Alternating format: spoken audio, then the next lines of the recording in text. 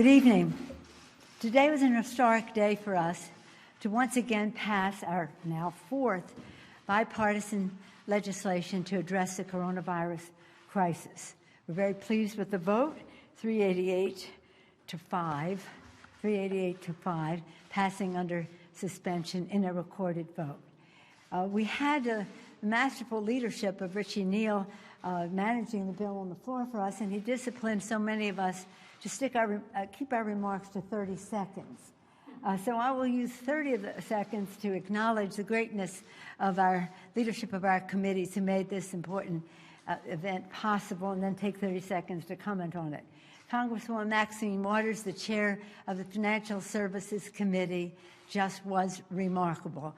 She brought her depth of knowledge of the financial industry, as well as her deep values about making everyone have access.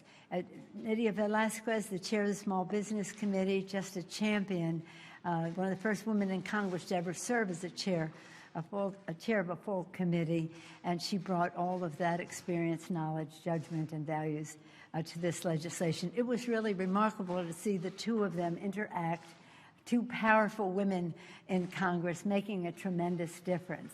And what was important about it was it took a giant step in loosening that hard grip of disparity of access to credit in our country.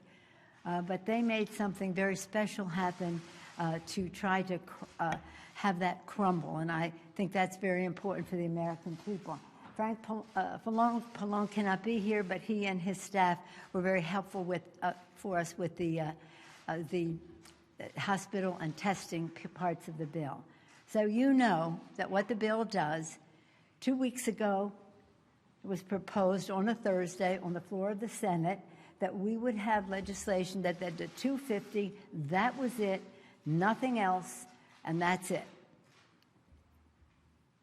For a week and a half, that was the position of the administration, the Republicans in the Senate, until this past weekend when finally they saw the light that we could do much more for our small businesses. So $60 billion in a set-aside for, shall we say, the underbanked, the women, minorities, veterans, Native Americans, rural folks, people who didn't have big banking relationships but had big credit needs. Another $60 billion in loans and grants for small businesses, all of small businesses. And then $100 billion for hospitals and testing. Quite a remarkable feat. So we have $250 and $220, $470 today, but all of it in interest of job retention and first and foremost to address the key issue of health. Testing, contact tracing, the initiatives that are necessary to be the key to open up our economy.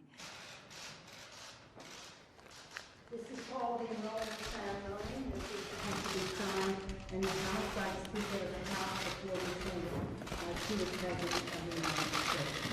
So what